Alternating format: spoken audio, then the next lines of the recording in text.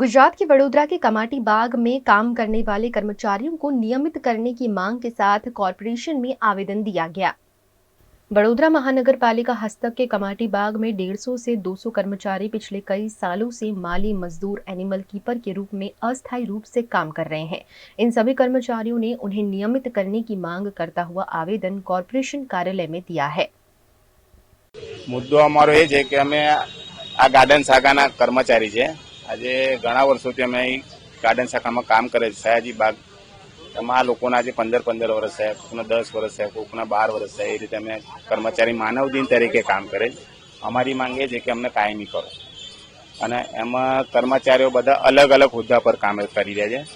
કોઈક મજૂર તરીકે કામ કરે, કોઈક માળી તરીકે કામ કરે અને કોઈ એનિમલ્સ કીપર, એટલે એનિમલ્સ કીપરનું કામ બી અમે માનવ દિન જ કરી રહ્યા છે। કેમ કે એ વસ્તુ કેવી છે કે વાઘને ખવડાવવાનું, મગરને ખવડાવવાનું, દરેક જાતના જાનવરો તમે પોતે નિહાળ્યા છે કે અંદર વચ્ચે બી એક બનાવ બની ગયો તો બી અમારા છોકરાઓ માનવ દિન તરીકે એ ફરજ નિભાવે છે।